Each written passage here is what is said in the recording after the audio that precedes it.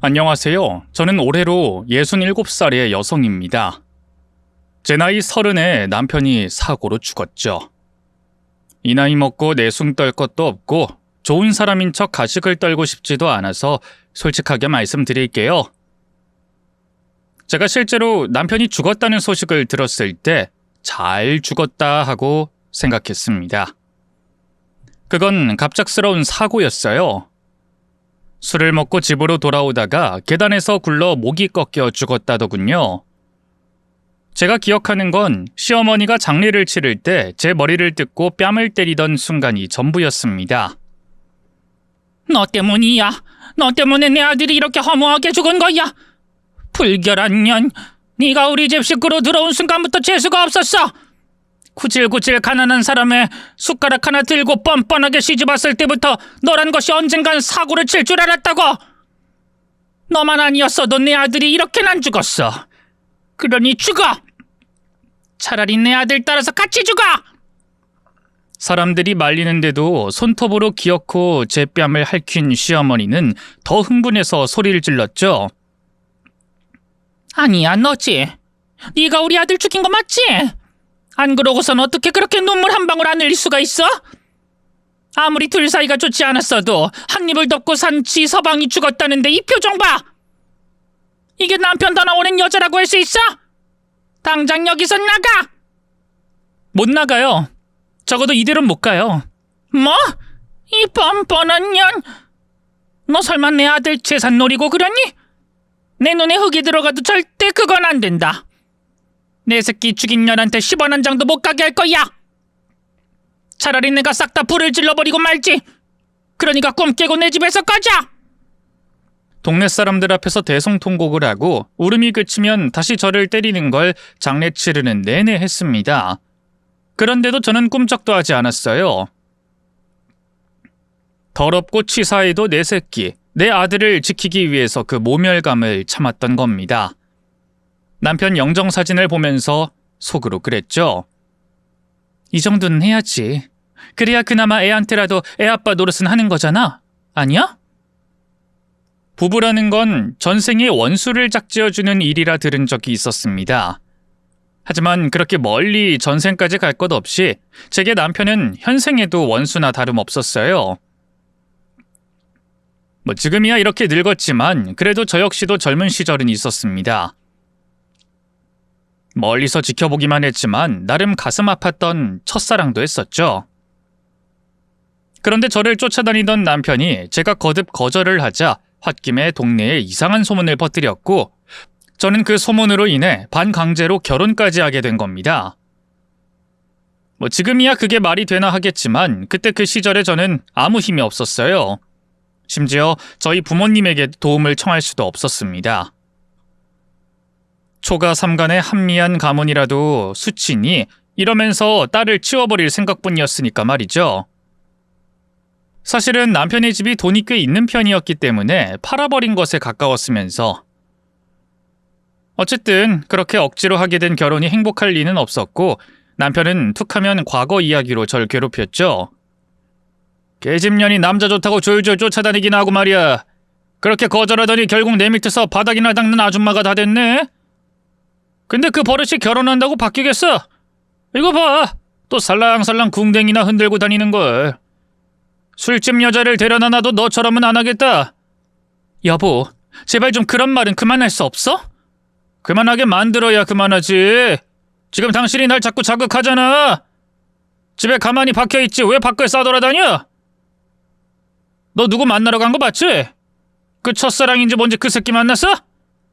내가 돈 벌고 있을 때 다른 놈 뒤나 쫓아다니면서 암캐 냄새 풍기고 다닌 거 아니야? 어머님이 심부름시켜서 나간 거잖아. 세상에 그런 억지가 어딨어. 됐고! 앞으로 2번만 이런 이야기 내 입에서 하게 해봐. 나도 그땐 가만 안 있어. 알았어? 이게 주제도 모르고 까불어 확! 성질 같아선 반쯤 패서 어디 가둬뒀을 텐데 이 정도면 많이 봐준 줄 알아. 결혼하고 시간이 흐를수록 남편의 폭력성은 강해지기 시작했습니다. 처음에는 물건을 던지는 것으로 시작했고 술 먹고 밥상을 주먹으로 내려치는 정도였어요. 그런데 결혼하고 5년 정도 흐르니 제 몸에도 손을 대기 시작했죠. 이런 상황은 시어머니도 다 알고 계셨습니다. 뿐만 아니라 저희 부모님까지도 말이에요. 어떻게 아냐고요? 얼굴에서 멍이 사라지지 않았기 때문입니다. 아무리 가리려고 해도 퍼렇고 검붉은 자국은 감추지 못했기에 다들 알 수밖에 없었죠. 심지어 저는 아이를 가진 상태로도 폭력에 고스란히 노출이 되어 2번의 유산을 겪어야 했습니다. 그리고 3번째로 가진 게 바로 제 아들 민환이었고요. 이런 상황이니 남편이 죽었다고 했을 때 제 머릿속에 든 건 이제 안 맞아도 되겠다였습니다. 그리고 그 다음에 든 생각은 내 아들을 위해서 유산은 받아내겠다였죠. 제게 포기한다는 선택사항은 없었어요. 그저 좀 더 나은 지옥을 선택하는 것밖에 없었던 겁니다. 하지만 시어머니는 호락호락한 사람은 아니었어요. 남편이 남긴 통장, 재산 등을 싹 다 자신의 명의로 옮겨놓고 배째라고 나온 거죠. 법적으로 고소하고 변호사 선임하고 했어야 할 일이지만 수중에 돈 한 푼 없고 배운 거 없어서 제가 선택한 것은 무식하게 정면 돌파를 하는 거였습니다. 민원이를 데리고 시댁에 들어갔으니까요. 너 미쳤니? 여기가 어디라고 와? 더 험한 꼴 당해봐야 정신 차릴래? 눈에 뵈는 것도 없고 무서울 것도 없던 저는 어깨를 으쓱하며 대꾸했죠. 더 때려보세요. 남편한테 맞다가 어머님한테 맞으니까 천국이 따로 없더라고요. 안마라도 받는 줄 알았어요. 그나마 어머님 아들이 제게 준 게 하나 있다면 그건 맷집이거든요. 이게 진짜 미쳐도 단단히 미쳤네. 너 이러는 거 너희 부모도 알아? 제가 남편한테 맞아도 참으라는 분들이세요. 어차피 죽어서도 시댁에 뼈를 묻으라고 할 사람들이고요. 그런 부모님이 그렇게 원하시면 저도 여기서 죽으려고요. 집터가 네모 반듯하니 무덤하기 딱 좋잖아요. 감히 내 앞에서... 어머님은 아들을 하나 잃었지만 전 앞서 2 잃었어요. 그러니 하나 남은 아들이라도 모든 걸 걸고 지킬 겁니다. 죽은 아들이야 그립다 가슴에 묻는 게 전부겠지만 지켜야 할 자식이 있는 애미는 궁지에 몰리면 물어요. 눈에 뵈는 거 없다고요. 그러니까 어머님이 포기하세요. 인연이 이제 날 잡아먹으려고 하네. 아이고 동네 사람들! 대문 열어드릴까요? 아님 이장님한테 방송이라도 해달라고 해요? 야! 그니까 돈 주세요. 아님 평생 저랑 사시든가. 물론 밥, 김장, 제사? 이런 거 일절 안 해요. 이날 이때까지 납작 엎드려서 살았지만 지금은 다르죠. 어머니 며느리가 아니라 민원이 엄마니까요. 그러니 제 아들 지키려면 전 뭐든 해요, 뭐든! 시어머니는 힘으로 되지 않자 물건을 던졌고 전 머리에서 피까지 줄줄 흘렸습니다. 그런데도 저는 그저 웃기만 했고 그 상태로 동네를 돌아다니기까지 했어요. 일부러 사람들한테 보란듯이 말이죠. 남편에게 당했을 때처럼 감추거나 부끄러워하지 않았고 저를 아는 사람이나 동창을 봐도 그냥 웃었어요. 그러자 슬슬 저를 위해서 목소리를 높여주는 사람들이 생겼습니다. 한 번은 시댁에서 김장을 하는데 동네 어르신들이 시어머니에게 돌아가며 말했죠. 아이, 기정이 죽은 건 안쓰럽지만 이건 아니지. 아무리 시집살이가 독하다지만 어떻게 며느리를 때려?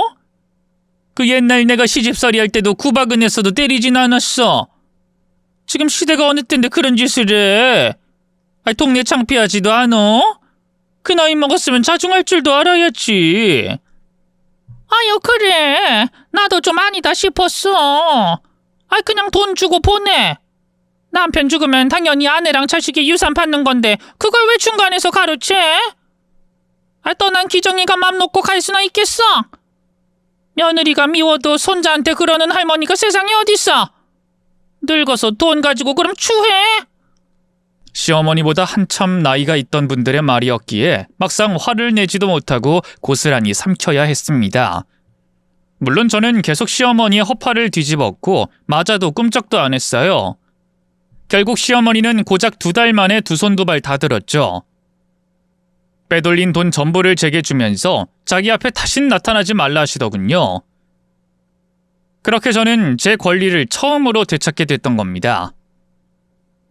결혼까지도 스스로의 선택이 아닌 강제였는데 난생 처음 제 손으로 제가 원하는 걸 얻게 된 거죠.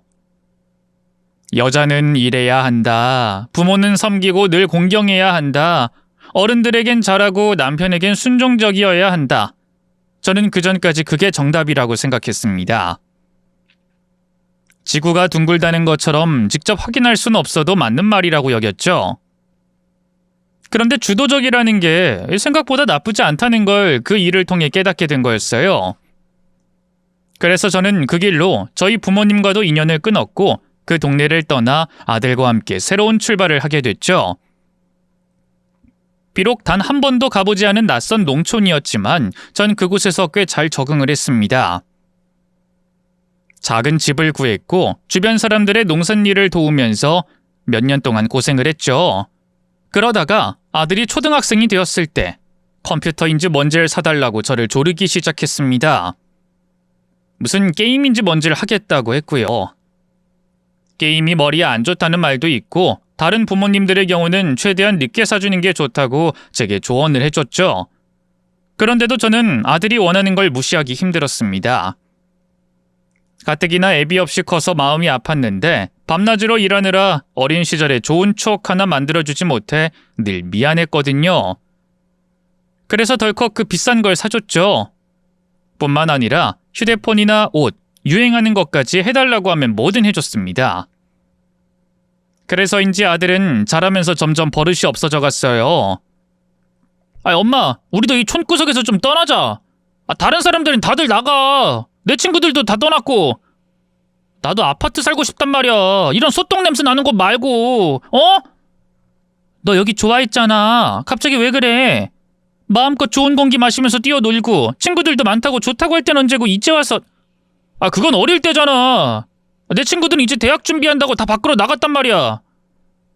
우리도 가자. 나 대학은 제대로 들어가야 될 거 아니야. 대학? 엄마는 내가 이런 시골에 박혀서 농사꾼 되길 바라는 거야? 고추 농사하고 사과나 따라고 여기 있겠다고 하는 거냐고. 맹모 삼천지교 몰라? 부모가 잘해야 자식이 잘 되는 거야. 다른 애들은 학원 다니고 경쟁하면서 매일 발전하는데 난 이게 뭐냐고. 그래도 여기서 엄마가 일을 하는데 어딜 가? 엄마도 진짜 이기적이다. 자식을 위해서 다른 일 찾아보는 게 엄마가 해야 할 일 아니야? 그리고 우리 돈 있잖아. 할머니한테 돈 받아온 거 안 쓰고 꽁꽁 숨겨둔 거 다 알아. 그게 얼마나 된다고? 일단은 좀 더 생각해보자. 싫어. 당장 가고 싶다고. 나만 뒤처지는 거 끔찍하고 싫어. 무슨 엄마가 이따위야? 자식이 공부하겠다는데도 이런 똥냄새 나는 곳에서 살라고 하는 게 부모야? 이럴 거면 차라리 낳지 말지 그랬어? 아니면 할머니한테 아예 날 버리고 오던가. 미나니 너 정말 버릇없이 이럴 거야? 몰라. 나 엄마랑 이제 말도 안 할 거야. 밥도 안 먹을 거니까 아들 죽는 꼴 보고 싶으면 그렇게 하든가. 뭐 이런 집이 다 있어. 세상에 나처럼 불행한 놈은 없을 거야. 참고로 아들은 아빠에 대한 기억이 없었고 저 역시 그걸 말하지 않았어요. 그저 사랑만 듬뿍 받고 자란 것처럼 거짓말을 하기도 했죠. 너무 오냐오냐 키운 것은 부정하지 않지만 그땐 사춘기의 반항이라고 생각했습니다. 늦었지만 버릇이라도 좀 고치자 싶은 마음도 있었고요. 그래서 그때만큼은 아들의 말을 들어주지 않았죠. 헌데 아들은 자신의 고집이 통하지 않자 학교에서 사고를 치기 시작했던 겁니다. 들어보니 선생님에게 욕을 하고 화분을 던져서 창문을 깨뜨렸다고 해요. 다행히 학교에서는 그냥 경고로 넘어가긴 했지만 아들은 그때부터 학교에 나가지 않겠다고 버티기 시작했죠. 해서 결국 저는 뒤로 물러나고 말았습니다. 바보 같고 그런 제가 이해 안 되실 분들이 많다는 거 알아요. 핑계라는 것도 아는데 자식에게 이해를 강요하고 싶지 않은 마음이 더 컸습니다. 이 강요라는 걸 하다 보면 저희 부모님이 남편에게 시집을 가라고 등 떠밀던 그때가 자꾸 떠올랐기 때문이죠. 그때 딱 한 번만 제 편을 들어주셨더라면 이렇게 살지 않지 않았을까, 이런 생각 때문에 저는 자꾸만 약해질 수밖에 없었고요. 어쨌든 그렇게 우린 농촌 마을을 벗어나 서울로 오게 됐죠. 호기롭게 올라오긴 했지만 솔직히 제 입장에선 막막할 수밖에 없었습니다. 식당에 일도 다녀보고 청소 일도 따라가 봤지만 적성에 영 맞지 않았어요. 그래서 직업교육이라는 걸 듣게 되었는데 거기서 전 컴퓨터를 처음으로 접하게 됐죠. 늦은 나이에 시작하는 게 너무 어려웠고 힘들긴 했지만 전 아주 천천히 익숙해져 갔습니다. 그러다가 하루는 옆집에 살고 있던 할머니가 제게 이런 말을 하더군요. 아니, 어디서 이런 채소를 구했어? 농약도 하나도 안 치고 키운 거 맞지? 이 귀한 걸 내가 이거 받아보고 깜짝 놀랐어. 돈이라도 줘야 하지 않나 싶어서. 아니에요. 이전에 살던 마을에 친한 분들이 때 되면 보내주시는걸요. 그래? 그런 인맥은 복이지 복. 그러지 말고 나한테도 소개 좀 시켜줘. 공짜로 얻겠다는 게 아니고 돈을 주고 사서 먹으면 좋을 것 같아서 그래. 이거 당근이랑 쪽파가 너무 좋네. 이걸 돈을 주고 사서 드시겠다고요? 그럼 마트는 여기저기 손을 타서 그런지 비싸. 그러니 이렇게 농사하는 사람들이랑 거래하면 돈을 더 주더라도 훨씬 싸지. 그럼 그 사람들도 좋고 받는 나도 좋지 않겠어? 저는 그때 순간 번쩍 머릿속에서 농산물을 팔아야겠다는 생각이 들었습니다. 유통 단계를 최대한 줄이고 소비하는 사람과 판매자가 직거래를 하는 형태로만 해도 꽤 잘 되겠다는 확신이 들었거든요. 그 사이에서 저는 일부의 수수료만 받는 거죠. 그렇게 저는 어렵게 배운 컴퓨터로 온라인 판매를 시작했고 이전 동네에서 친하게 지냈던 사람들을 끌어들였던 겁니다. 지금은 그런 온라인 판매가 꽤 많이 있지만 그때만 해도 경쟁이 치열하진 않았어요. 덕분에 저는 아주 안정적으로 수익을 거둘 수 있었고 이전보다 돈을 더 잘 벌 수 있었습니다. 문제는 여유가 생기니 당시 성인이 된 아들이 정신을 못 차렸던 거였죠. 엄마, 나도 차 사줘. 다른 집 부모는 자식이 면허 따면 바로 자동차 한 대 기본으로 뽑아준다는데 엄마는 왜 그런 눈치도 없어? 이동하기 불편해서 차 있어야 한다고. 쓸데없는 소리 하지 마. 그리고 차가 구입한다고 끝이야? 보험료 내야지. 차량 유지비 들어가지. 사고라도 나면 어쩌려고 벌써부터 자동차야. 그리고 너 재수생이야. 엄마 때문에 그런 거잖아. 그러게 진작에 서울 올라와서 공부했으면 되는데 다른 애들보다 늦게 왔으니 당연한 거지. 뭐 1, 2년이면 뚝딱 상위권에 들어갈 수 있는 사람이 어딨어? 그리고 아들은 엄마 머리 닮는다고 그랬어. 엄마 닮아서 멍청한가 보지. 미나나, 너 정말 계속 정신 안 차릴 거야? 학원도 계속 빠지고 놀기만 하고. 너 정말 어쩌려고 그러는 거야? 이러다 나중에 얼마나 후회하려고. 엄마가 있는데 무슨 걱정이야. 엄마 이제 돈 잘 버는 온라인 쇼핑몰 대표잖아. 취업 안 되는 것 같으면 엄마 밑에서 일하면 되는 거고 내가 고스란히 물려받아도 되잖아. 허튼 소리 하지 말고 얼른 들어가서 공부해. 어차피 엄마 나 못 이겨. 나 엄마 자동차 안 사주면 오토바이 몰고 다닐 거야. 그래도 된다고 허락해주면 앞으로 쭉 그렇게 할게. 시간이 흐르면 괜찮아지겠지. 군대를 다녀오면 사람이 되겠지 해서 기대를 해봐도 소용은 없었습니다. 그 뒤에도 사고를 치면 수습하고 협박을 하면 넘어갔어요. 제가 그렇게 키웠으니 온전히 제가 감당할 몫이라고 생각했죠.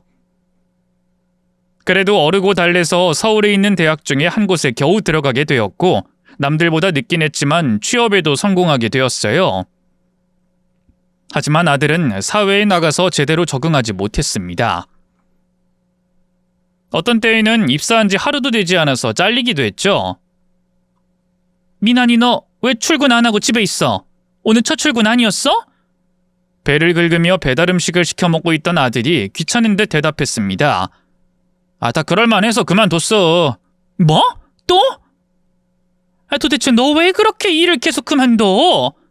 저번엔 일주일 만에 퇴사하더니 이번엔 첫 출근도 안 하고 그만뒀다는 거야? 짜증나게 잔소리 좀 그만해. 나도 그럴만한 사정이 있었다고 하잖아. 내가 어제 긴장을 해서 좀 늦게 자서 늦게 일어났어. 그래서 30분 정도 늦겠다고 말했는데 10분 안에 오래. 그래서 안 가겠다고 한 거야. 신입이 그러면 어르고 달래주면서 천천히 오라고 해도 모자랄 판에 갑질을 하니까 나도 더는 못 참은 거라고. 30분이고 10분이고 어차피 지각인데 호들갑은. 믿을 구석이 있다는 것은 아들의 마음을 병들게 만들더군요. 그 뒤로도 아들은 제대로 자리를 잡지 못했습니다. 하루 종일 게임하고 용돈을 타서 쓰는 게 생활의 전부였죠. 제가 한마디라도 하면 아들은 바들바들 떨면서 죽어버리겠다고 협박을 했고 어느 순간부터는 저도 포기를 하게 되었습니다. 제가 불행한 결혼 생활을 하면서 들었던 마음의 병이 아들까지 망친 거니 그저 제 스스로를 탓하며 말이에요. 그런데 그런 아들이 어느덧 30살이 되었을 때 거짓말처럼 자리를 잡기 시작했죠. 한 달, 두 달을 넘어서 군말 없이 회사에 출근을 했던 겁니다. 그리고 얼마 안가 결혼하고 싶은 사람이 생겼다고 했을 때 전 누군지도 몰랐던 아들이 좋아하는 여자에게 절이라도 하고 싶은 심정이었어요. 실제로 만났을 때도 그 아이가 너무 좋았죠. 싹싹하고 예쁘고 참 야무진 그런 애였습니다. 우리 미나니 마음 잡아줘서 너무 고마워요. 나한테 아가씨는 평생의 은인이나 다름없어요. 말씀 편하게 하세요. 그리고 은인이라뇨. 제가 한 게 뭐가 있다고요. 우리 애가 아직 많이 부족할 거예요. 제가 제대로 잘 키우지 못해서. 근데 저렇게 자기 구실하면서 잘 지내게 된 건 아가씨 덕분이거든요. 에이, 민환 씨가 은근히 어머님 많이 챙겨요. 생각도 많이 하고요. 그러니까 저도 결혼하려고 마음 먹었고 부족한 부분은 서로가 채워가면 되잖아요. 아유, 어쩜 말도 이렇게 예쁘게 하는지 정말 고마워요. 내가 다른 건 몰라도 절대로 시집살이 같은 건 안 시킨다고 약속할게요. 딸 같은 며느리 이런 것도 촌스럽죠? 세상에 딸 같은 며느리가 어딨다고. 그러니 최대한 적게 보고 명절이나 집안 행사에도 의무적으로 참석하지 말아요. 아주 가끔 만나게 되면 외식하고 커피나 한 잔 먹는 걸로 하고요. 자고로 시댁에서 쓸데없이 복잡거리면 며느리가 움직이게 되고 그게 시집살이가 되는 거 아니겠어요? 며느린 그 말에 감동을 받은 듯 이렇게 말하더군요. 지금 저 민환 씨한테 받은 청혼보다 더 멋져서 심장이 뛰었어요. 아마 저처럼 이런 말 들은 며느리는 세상에 없을 거예요. 어머님, 저도 진짜로 잘할게요. 우린 그날 이후로 급격하게 가까워졌습니다. 예비 며느리는 제 아들보다 2살이 더 많았는데 오히려 그런 부분 때문인지 아들을 더 잘 챙기고 이끌어주는 게 좋았죠. 아들 역시도 자신이 결혼할 사람과 제가 잘 지내니 기분도 좋아 보였고요. 그렇게 정말로 너무나 완벽했습니다. 적어도 상견례를 하기 전까진 말이죠. 하필 그곳에서 마주한 안사도는 제 동창생이었거든요. 그러니까 제가 남편에게 맞고 살던 그 동네에서 모든 걸 다 봤던 사람 중에 하나였던 겁니다. 식은땀이 뻘뻘 나고 어떻게 해야 할지 모르는 상황에 안사도는 제 손을 잡았죠. 이게 얼마만이야? 경순이 너 정말 많이 늙었다. 길에서 봤으면 모르고 지나갔겠어. 고생을 많이 한 거야? 어쩜 애가 아주 반쪽이 되었네. 나 기억하지? 나 정화야, 정화. 저는 어색하게 그저 웃었습니다. 그래, 정화 넌 그대로네. 우리 전에는 꽤 친하게 지냈잖아. 기억하지? 너희 아빠랑 우리 아빠가 특히나 친해서 낚시하는 곳에 따라다니고 우리 집에서 고기도 같이 구워 먹고 했던 거 기억해? 왜? 내 옷 너한테 물려주고 했었잖아. 우리 엄마가 매번 내 옷 챙겨서 줬고, 맞지? 글쎄, 너무 어려서 잘... 어머, 내 정신 좀 봐. 이럴 때가 아니구나. 우리 애들 당황했겠어. 나도 모르게 너무 반가워서. 너랑 나랑 사돈지간이 된다고 어디 상상이나 했겠어? 이것도 정말 인연이네. 그 친구는 제가 어린 시절에 어땠고 우리가 얼마나 친했는지 떠들었지만 전 귀에 들리지도 않았습니다. 그저 제 과거가 또다시 아들에게 해가 될까 두렵기만 했죠. 폭력성 있는 아버지를 뒀다는 걸 혹여나 아들에게 말하지 않을까, 제가 어떤 식으로 살았는지 알게 되는 건 아닐까, 가시방석에 앉은 것처럼 그 자리가 편하지 않았어요. 하지만 무엇보다 불편했던 것은 정화의 말과는 달리 우린 그렇게 친한 사이도 아니었기 때문이었습니다. 실제로도 양쪽 아버지끼리 친했을 뿐이고 저와는 학교에서 말조차 섞은 적이 없었어요. 그런 이유는 하나였죠. 어린 시절부터 눈치도 없고 잘난 척이 무척이나 심했거든요. 실제로 저희 집에 비해서 정원의 집은 잘 사는 편이었습니다. 뭐 그렇다고 집안 차이 때문에 꺼려한 것은 아니었고 그 성격이 문제였어요. 상대를 무시하는 건 기본이었고 이야기를 섞을수록 기분이 나빠지곤 했기 때문에 저 외에 다른 친구들도 정화를 싫어했었죠. 뭐 예를 들어 도시락이 부실한 친구에게 대놓고 너네 집 가난해? 이걸 사람이 먹어? 이런 식으로 말하는 그런 애였거든요. 설마 지금도 그럴까 했는데 역시 사람은 쉽게 변하지 않았습니다. 어디 살고 있다고? 신림? 그것도 구동? 어머, 그 산동네를 산다고? 산동네는 아니고 지금은 꽤 개발이 되어서. 개발은 무슨 거기가 고시촌 뭐 그런 거 있지 않아? 아, 거기 서울대가 유명하지? 서울대 근처에 있는 곳이잖아. 주변에 학생들이나 사는 곳 아닌가? 맞아. 그래도 생각보다 많이 발전했어. 10년도 더 전엔 불편한 것도 많았는데 동네에 젊은 사람도 많고 생각보다 괜찮아. 우리 집은 더구나 그렇게 높은 곳에 있는 것도 아니고. 그나마 곁에 있던 바깥사돈이 많이 좋아졌다며 맞장구를 쳤지만 친구는 호들갑을 떨더군요. 아, 괜찮긴 뭐가 괜찮아. 너 왜 이렇게 솔직하지 못해? 힘들면 힘들다고 할 수 있는 거지. 아, 물론 지금 상견례 자리긴 해도 난 친구 만나서 너무 좋단 말이야. 그리고 친구 좋다는 게 뭐야? 속사정 알아도 다 이해를 한다는 거지. 그니까 다 가족이다 생각하고 편안하게 말해도 돼. 힘든 거 없어? 밥은 제대로 먹고 다니는 거 맞고? 당연하지. 일하고 있는 게 잘 풀려서 돈 못 벌지 않고 지금 사는 집도 4명이고. 아, 그래? 이 나이에 일을 한다고? 무슨 일 하는데? 농산물 직영 쇼핑몰이야. 아유, 저런. 그러니까 신림에서 사는구나. 아, 쇼핑몰 나도 이야기 많이 들었는데 많이 힘들단 소리 들었어. 아, 그렇게 어렵게 사니까 신림에서 못 벗어난 거 맞지? 저는 어이가 없었지만 애써 웃었습니다. 그런 거 아니야. 어디든 이사 갈 수 있지. 아, 그럼 강남으로 와. 그 정도는 해야지 성공했다고 말할 수 있는 거지. 나처럼 말이야. 우리 남편이 능력이 좀 있는 편이라서 난 진짜로 걱정할 게 하나 없거든. 올 수 있겠어? 아니다, 됐다. 너한텐 너무 무리지? 아, 솔직히 그 나이에 신림에 집이라도 하나 있는 게 어디야? 집이라는 것도 비 막아주면 그게 집이지 뭐. 무엇보다 우리 애들만 잘 살면 되는 거지. 아니니? 그렇지. 근데 나 솔직하게 물어볼게. 애들 결혼은 시킬 형편이 되긴 해?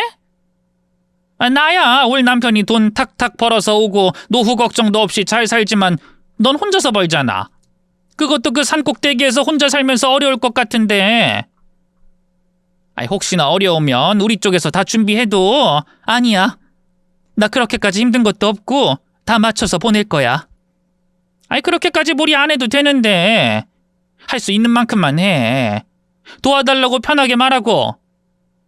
아이, 친구끼리 사정이야 봐줄 수 있는 거지. 내가 사정 뻔히 잘 아는데. 그러니까 꼭 말해줘. 힘들면 나한테 몰래 말이라도 하라고. 알았지? 아마 그때 바깥사돈이 말리지 않았다면 눈물까지 찍어내려고 들었을 겁니다.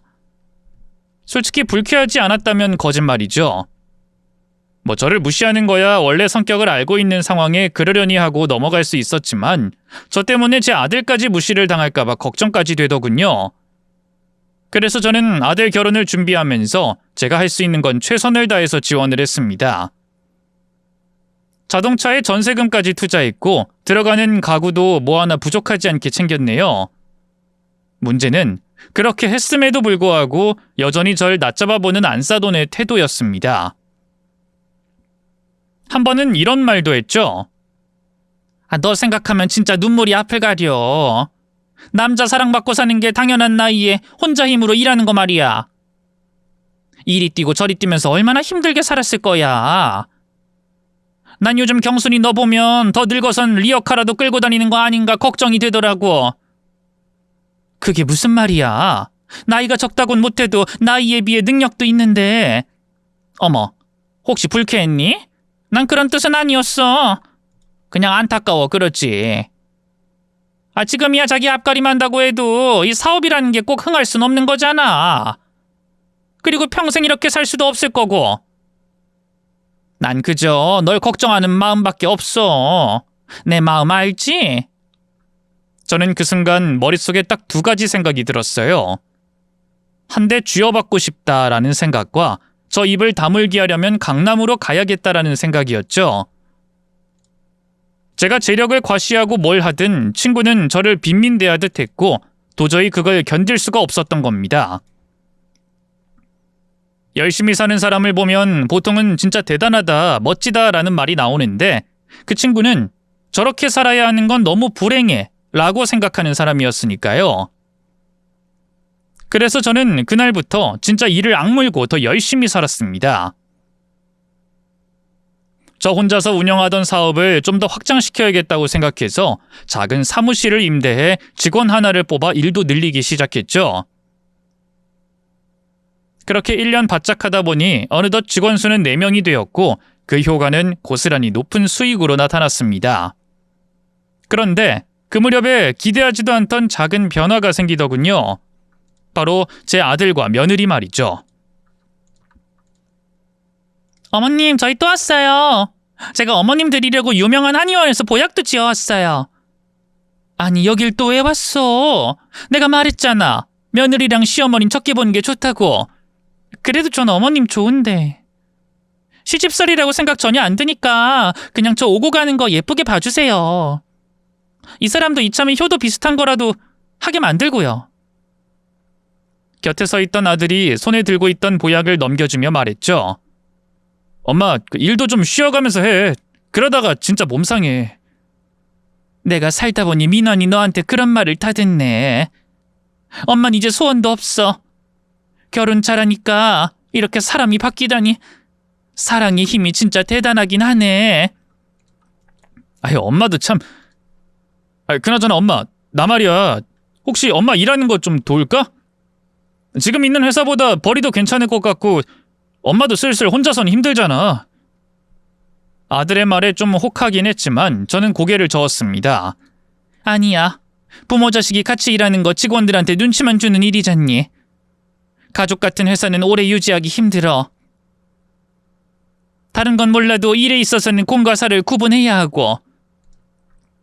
그때 아들이 좀 서운해하는 눈치였지만 전 일부러 더 모른 척했어요. 경제적으로 이만 독립을 시키고 싶기도 했고 그때 제 목표는 오로지 강남으로 이사를 가는 거였으니까요. 그렇게 2년의 시간이 더 흐른 뒤 저는 운 좋게 경매로 강남의 아파트를 낙찰받게 되면서 목적을 이루게 됐죠. 비록 모은 돈 전부가 들어갈 정도로 무리하긴 했지만 그렇게 해서라도 보여주고 싶었습니다. 이 빌어먹을 남편 사랑 없고 남편 능력이 없어도 저 혼자서 뭐든 할 수 있다는 걸 말이죠. 반쯤은 유치한 오기였지만 그간 무시를 당한 걸 떠올리면 아마 누구라도 그랬을 거라고 생각합니다. 그렇게 리모델링까지 다 하고 집들이까지 했을 때 정화의 반응은 답답했던 속이 뻥 뚫릴 정도였죠. 늘 제 안위를 걱정했던 말과는 달리 기분이 썩 좋아 보이지 않아서 더 좋았습니다. 집을 여기저기 둘러보더니 처음 던진 말이 이거였죠. 화장실만 빼고 다 대출인 거 아니야? 이게 다 빚이지 빚. 대출은 2억 정도 받은 게 전부라. 정확히는 화장실만 내가 갚을 부분이고 나머진 내 전 재산 털어서 샀거든. 그리고 2억이 무슨 빚이니? 내가 능력이 없는 것도 아니고. 지금도 실시간으로 집값이 오르는데 조만간 갚으면 그만이지. 근데 너무 넓은 거 아니야? 혼자 살면서 이런 집은 좀 허세지. 그때 바깥사돈이 눈치 없이 허허 웃으면서 끼어들었습니다. 진짜 사부인 대단하시네요. 우리 나이에 뭔가를 도전한다는 것도 힘이 들고 회사 생활 오래 한 저도 컴퓨터를 다루는 건 익숙하지가 않은데 이렇게 혼자 힘으로 성공하셨다니 너무 부럽고 대단하다는 생각만 듭니다. 진짜 멋지세요. 그렇게 말씀해 주셔서 너무 감사합니다, 사돈. 아이, 당연하죠. 이건 뭐 인간 승리라고 봐야죠. 솔직히 너무 부러울 정도입니다. 여기 시세를 생각하면 저희 집이랑은 비교도 되지 않을 정도라서. 저도 은퇴한 김에 컴퓨터라도 배워야 되는 건 아닌지. 특히나 요즘 젊은 애들 사이에 쇼핑몰이 막 대세로 떠오르고 있잖아요. 젊은 사람도 하기 힘든 일인데 10년 전부터 이걸 하셨다는 게 진짜 최고네요. 그 정도로 칭찬해 주시니 부끄럽네요. 어쨌든 이렇게 와주셨으니 제가 준비한 식사라도 얼른 하시죠. 이러다가 다 식겠어요. 기대가 됩니다. 음식 냄새가 너무 좋아요, 사부인. 그날 제 음식 솜씨에 바깥사도는 연신 엄지를 치켜들었고 곁에 있던 정화의 표정은 썩어가고 있었죠. 그래서 전 그날 집들이가 끝나고 모두가 돌아갔을 때 좋아서 발을 동동 굴렸습니다. 정확히 뭐라고 해야 할진 모르겠는데 오래전 시어머니에게 돈을 돌려받았을 때보다 더 좋았죠. 제 힘으로 이뤄낸 내 집이 있다는 거 하나만으로도 너무나 든든했고요. 아들도 이제 정신을 차렸고 착한 며느리까지 있으니 더는 바랄 거 없다는 생각까지 들었습니다. 그런데 그게 착각이었다는 걸 그 일이 있고 얼마 후 알게 됐죠. 일을 끝내고 집으로 돌아오니 거실에 며느리가 떡하니 누워있는 거였습니다. 저는 너무 놀라서 물었죠. 여길 어떻게 들어왔어? 아, 그거요? 비밀번호 치고요. 민원 씨 생일이 비밀번호더라고요. 그냥 한번 눌러봤는데 열리던데요? 집이 진짜 좋아요, 어머님. 저도 이런 곳에서 살아봤으면 소원이 없겠어요. 아, 그러니? 밥은 먹었어? 네가 올 줄 몰라서 집에 뭐가 있진 않은데 나가서 먹을래? 아니요, 저 드릴 말씀이 있어서요. 솔직히 그 말에 가슴이 쿵 하고 떨어져 나가는 기분이었습니다. 혹시나 아들이 무슨 실수라도 해서 이혼 소리라도 나올까 마른 침을 삼키며 물었죠. 혹시 민원이가 무슨 일이라도 저질렀니? 그런 거야? 그건 아닌데 저희 두 사람 이 집에서 살면 안 될까 해서요. 저 강남 살아보고 싶어서요. 괜찮죠? 남편도 은근히 바라는 눈치고. 그래서 제가 오늘 일부러 찾아온 거거든요. 나랑 같이 살겠다는 그런 말이야? 아무리 그래도 너한텐 많이 불편한 일이 될 텐데.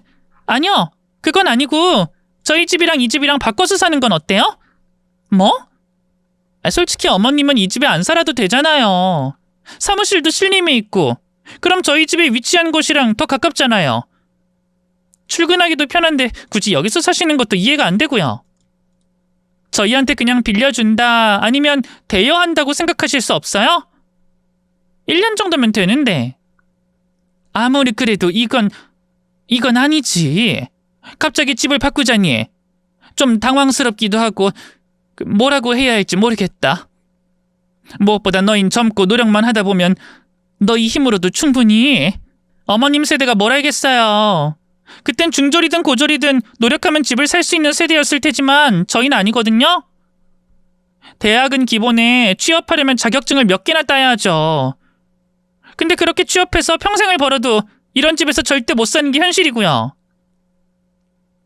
아끼면서 거의 쓰지 않아도 3년에 1억을 모을까 말까인데 노력이라는 걸 너무 쉽게 말씀하시네요.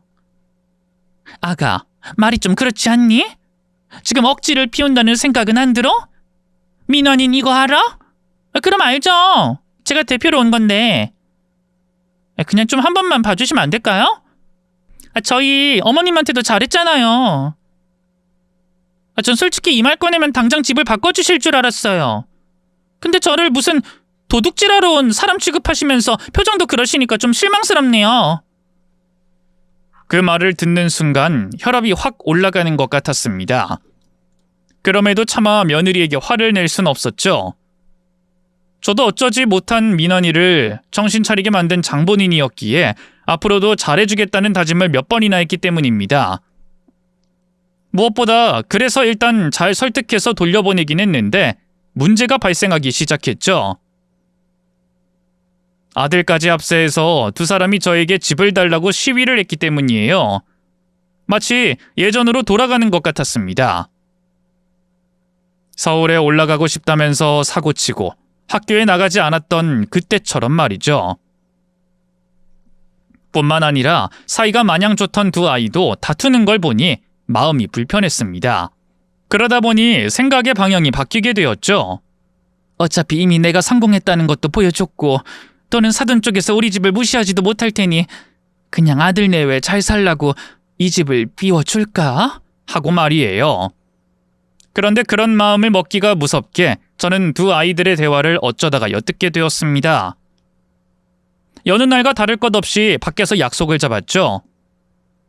집을 주겠다는 말을 하려고 기다리고 있는데 애들은 제가 이미 와 있는 줄 모르고 제 뒷자리에 자리를 잡고 앉아 이야기를 하기 시작했던 겁니다. 아, 진짜 짜증나. 뭐야. 어머님 그 집 우리한테 진짜 안 주실 것 같아.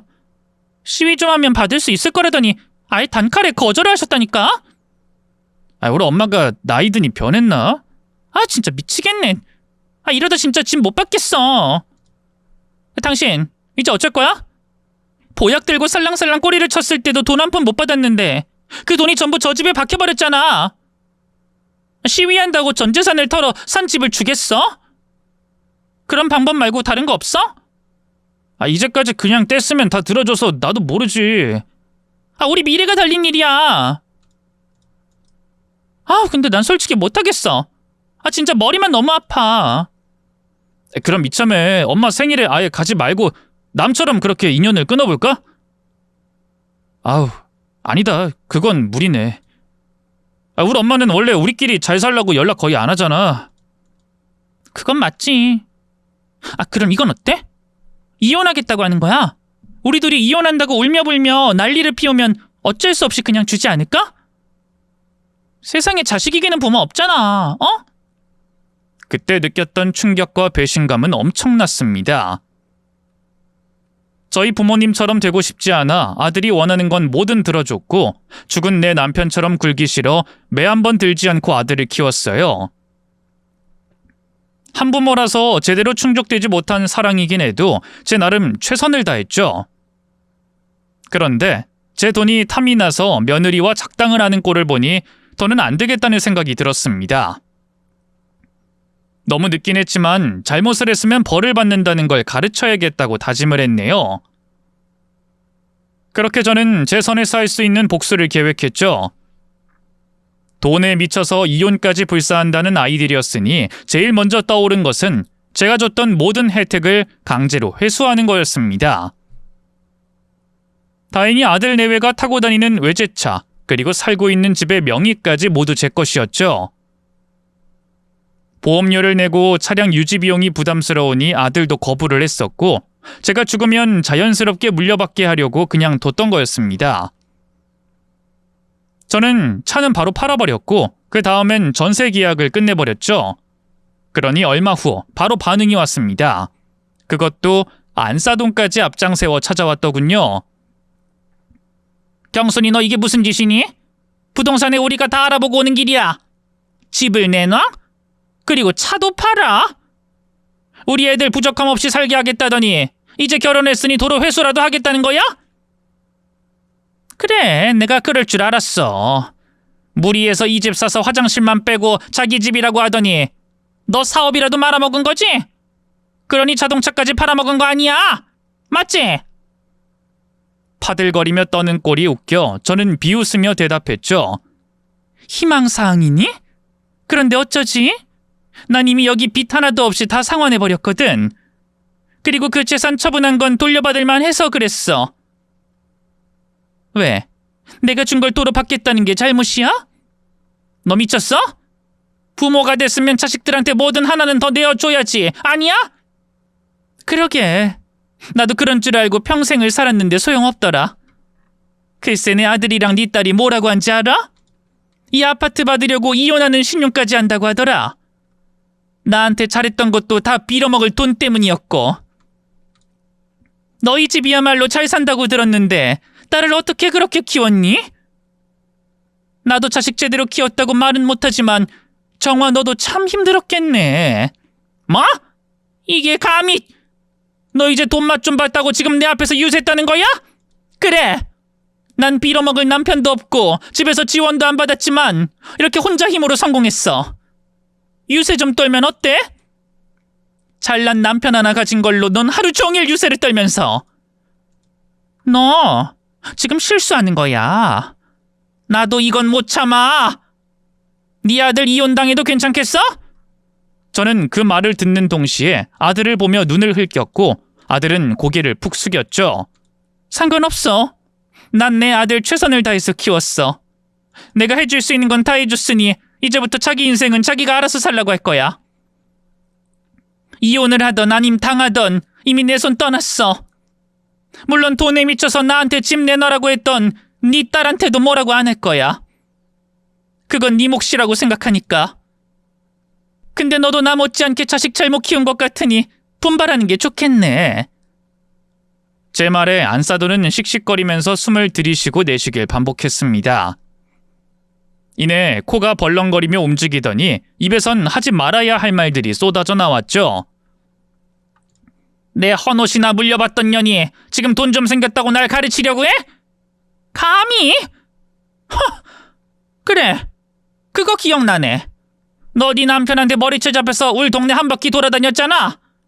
바닥에 질질 끌려서 기어다니는 걸 봤을 때 난 개새끼가 산책하는 줄 알았다니까? 그렇게 구질구질 시궁창에서 살던 네 모습은 잊어버렸니? 그때 며느리가 자신의 어머니를 말렸습니다. 엄마 그만해. 이건 나! 내가 없는 말 지어내는 것도 아니고 사실이잖아. 매번 눈이 시퍼렇게 돼서 땅만 보고 걷던 게 바로 얘야. 애도 2번이나 유산당했잖아. 배를 발로 걷어차서. 그거 모르는 동네 사람이 어디 있었겠어. 그리고 그 끔찍한 놈의 자식이 김서방이고. 저는 소리를 꽥 질렀죠. 너 그만 못해? 못해. 내가 왜? 김서방도 알 건 알아야지. 내가 이 정도로 널 배려했어. 그전엔 입도 뻥끗 안 했다고. 더구나 그런 놈의 씨가 민원이 적은데도 내가 내 딸 짝으로 삼아줬잖아. 그럼 감사하다고 엎드려 빌고 이 집을 내줘도 12번은 더 내줬어야지. 더러운 핏줄 가진 아들 새끼를 우리 집에 들이밀기 전에 말이야. 근데 도로 돈을 가져가? 지금이라도 내놔. 너 미쳤니? 내가 왜 줘야 하는데? 내 딸 정신적인 피해 보상이라도 받아야겠으니 내놓으라고! 기가 차네. 이제 보니 돈에 미친 게 너였니? 제 말에 발끈한 정화는 제 머리채를 잡아 뜯었고 저 역시 뒤엉겨서 같이 싸우기 시작했습니다. 그런데 바로 그때 제 아들이 절 보호하듯 감싸고는 자신의 장모를 밀어버렸죠. 자네 지금 날 밀었어? 진짜로 이혼당하고 싶어? 내 딸은 내 말이면 뭐든 해, 알아? 아들은 얼굴이 벌겋게 되었지만 아무 말도 하지 않고 며느리를 보았고 이내 며느리가 앞으로 나서서 이혼하라고 소리를 지르는 정화의 손을 잡아서 밖으로 내보내버렸습니다. 그리곤 제 앞에 두 사람이 나란히 무릎을 꿇었죠. 그러더니 모든 걸 하나씩 털어놓기 시작했습니다. 저희 엄마가 도박을 하다 빚을 졌어요. 그래서 돈이 필요했고요. 민환 씨한테 부탁하고 사정해서 같이 하기로 한 거지. 민환 씨 잘못은 전혀 아니었어요. 이건 진짜예요. 저 때문에 이 사람도 하기 싫은 짓 억지로 한 거고, 그리고 이 집을 차지하려고 했던 게 아니라 세를 나서 그 돈으로 빚을 갚고 돌려드릴 생각이었어요. 그래서 1년이라고 했던 거고요. 도박? 네. 우리 엄마는 평생을 떵떵거리며 살았던 분이었거든요. 그런데 아버지 퇴직하고 돈을 아끼라는 소리에 뭐가 잘못된 건지 돈을 불려보겠다고 하다가 그렇게 된 거죠. 그럼 결혼 전부터 우리 집에 돈 있는 거 알고 시집 온 거니? 제가 묻자 민원이가 다급하게 끼어들어 대답했죠. 그건 아니야. 실은 장모님이 이 사람을 협박했어, 엄마. 협박? 그게 무슨 말이니? 들어보니 제 며느리는 바깥사돈이 아닌 다른 남자의 아이였던 겁니다. 당시 집안 차이로 바깥사돈 쪽 집에서 정화를 받아주지 않았다고 해요. 우리 동네에서나 잘 사는 편이었지 따지고 보면 부자라고 하기 애매하긴 했기 때문입니다. 때문에 두 사람은 헤어지기 직전이었는데 정화가 임신을 하며 결혼이 강행된 거였죠. 그렇게 결혼 생활하며 떵떵거리며 살았는데 도박으로 일을 크게 저질렀으니 이혼당할까 두려워 제 딸을 협박한 겁니다. 우리 엄마는 돈 때문에 저희 아버지랑 결혼을 했고 저는 그 수단으로 쓰였다고 했어요. 솔직히 저도 30 넘었고 그 정도로 충격은 안 받아요. 하지만 저희 아버지가 너무 가엾잖아요. 평생을 저를 친딸로 여기고 그렇게 잘해주셨는데, 저를 위해서 뭐든 해주셨는데, 그래서 돈만 주면 끝날 거라고 생각했어요. 미나 씨한테 도와달라고 했고 일이 그렇게 된 거죠. 죄송해요, 어머님. 정말로 금방 쓰고 돌려드릴 생각이었어요. 저는 그 말을 하며 눈물을 흘리는 며느리를 감싸 안아줬죠. 비록 그런 일이 있다고 해서 잘못이 아니라고 할 순 없지만 최악의 부모를 만나면 자식이 어떻게 되는지 누구보다 잘 알았기 때문이었습니다. 제가 상처를 받아봤기에 아픔을 이해할 수 있었던 거고요. 저는 나직하게 며느리에게 이렇게 말했죠. 모르고 평생을 사는 것도 아버지에게 못할 짓이야. 그리고 그 선택은 자식이 아니라 부모의 몫인 거고. 그러니까 너도 더는 나쁜 부모에게 휘둘리지 마. 네 삶을 살아야지. 그간 많이 힘들었지? 그냥 말을 하지 그랬어. 돈 필요하다고. 아휴. 제 말에 며느린 오열을 했고 아들도 제게 미안하다는 말을 했습니다. 엄마, 내가 미안해. 내가 정말 미안해. 엄마가 내 아내랑 잘 지내는데 거기에서 이런 소리 하기 그랬고 미안해, 엄마. 그냥 다른 것도 다 미안. 아마도 그건 제 과거의 불행을 알게 되었기 때문이겠죠. 어머니를 때리던 아버지의 아들이라는 충격도 있었을 테고 그럼에도 끝까지 사랑해줬던 저에 대한 미안한 마음도 있었을 겁니다. 그렇게 모든 상황이 정리되고 얼마 후 며느리는 모든 사실을 자신의 아버지에게 다 털어놨어요. 덕분에 정화는 이혼당해 쫓겨났고 재산 분할을 받긴 했어도 빚을 갚아야 했기에 빈털터리가 될 것은 불보듯 뻔한 일이었죠. 반면 친딸이 아니라는 것을 알게 된 박가사돈의 반응은 상상과 달랐습니다. 내가 모를 거라고 생각했니? 우리 엄마 살아계실 때 아들 낳아야 한다고 난리도 아니었어. 근데 너 낳고 우리 둘 사이엔 자식이 더는 안 생겼지. 혹시나 내가 잘못인가 싶어 오래전 병원에 갔었어. 무정자증이라고 하더구나. 아빠는 이미 알았어, 이거사. 뭐? 그런데도 엄마랑 이혼을 안 했다고? 이혼해서 뭐해? 이미 넌 내 딸이고 그 여자도 오죽하면 그랬을까 싶어 용서했지. 근데 이번에 왜 이혼을 했냐고? 뭐 도박 때문도 돈 때문도 아니라 널 협박했기 때문이다. 너한테 그러는 건 절대 용서 못하겠더라고. 아빠 미안해. 진짜 너무 미안해. 넌 잘못 없어. 넌 아무 잘못 없다. 그러니까 미안해하지 않아도 된다. 넌 누가 뭐라고 해도 내 딸이야. 내가 죽었어도 그리고 다시 태어난다고 해도 넌 내 딸이다. 알았니? 그 일이 있고 며느리와 제 아들은 그 누구보다 더 열심히 살고 있습니다. 서로의 아픔을 서로 보듬어주면서 결혼 생활도 충실히 하고 있고요. 힘든 순간 내치지 않고 손을 내밀어준 제게 고마웠는지 며느리는 유독 저를 잘 따릅니다. 매해 생일도 명절도 우린 함께 지내고 있어요. 설마 돈 때문에 이러냐고 이 집 줄까? 하며 지금처럼 장난을 칠 때까지 꽤 오랜 시간이 걸리긴 했지만 어쨌든 행복하다고 말할 수 있는 진짜 가족이 되었습니다. 이 일을 겪고 나니 확실히 알겠더군요. 사랑하는 누군가에게 상처를 주지 않으려고 감춘 것들이 결국 더 큰 상처가 되어 돌아온다는 걸 말이죠. 아들은 세상을 너무 쉽게 생각했고 며느리는 진실을 숨기려고 어머니에게 휘둘려야 했던 겁니다. 어쩌면 저 역시도 처음부터 솔직해야 했을지도 모른다는 거죠. 힘든 이야기라도 진실을 마주하고 받아들일 때 우리는 비로소 한 걸음 나아갈 수 있는 것이니까요. 혹시라도 이 이야기를 듣는 여러분 중에 사랑하는 사람을 위해 진실을 숨기고 있다면 한 번쯤 생각해 보셨으면 합니다. 진정한 위로는 진실 속에서 피어나고 진짜 사랑은 서로의 아픔을 마주하는 데서 시작되니까요. 끝으로 이야기를 들어주신 분들에게 감사를 전하고 싶습니다. 늘 행복하세요.